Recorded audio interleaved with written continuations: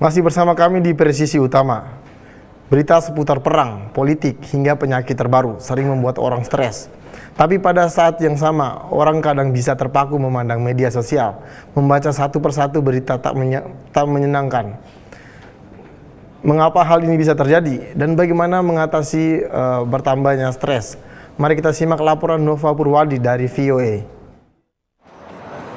Menatap ponsel tak henti-hentinya, membaca satu persatu berita menyedihkan atau membuat cemas. Kebiasaan ini sejak pandemi COVID dikenal sebagai doom scrolling, menatap layar sambil terus berperasaan negatif. Doom scrolling is this idea that we oftentimes will, keep scrolling, literally, social media sites, news sites for negative, that are negative on topics like, politics or medical situations, etc.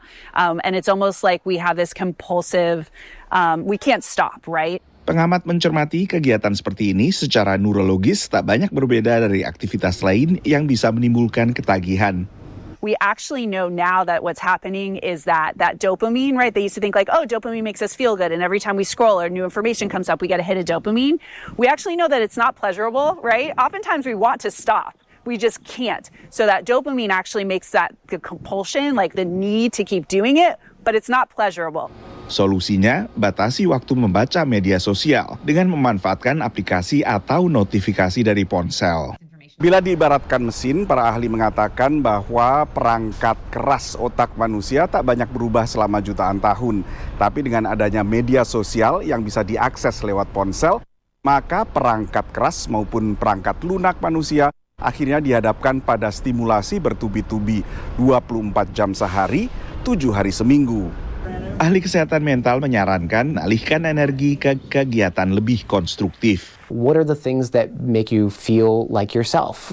In therapy, we would call this grounding exercises or grounding activities. So things that are not related to the news or the media, but make you feel more complete. If that's spending time out in nature, if that's engaging in creative or expressive things, if that's drawing, if that's cooking, if that's spending time with people that you care about and your community, those are different ways that you can help mitigate some of the stress that you might be feeling.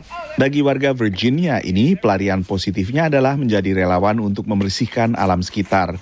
I think the last few years, especially since COVID, people are more aware about the harms of social media, and I know I've deleted social media from my phone a number of times, and sometimes I'll re-download it and then delete it again when I feel like I'm spending too much time there, and I know I have a lot of friends who do that. Lalu bagi warga California ini, kegiatan positif pelepas stres adalah berselancar. It's a lot of negativity.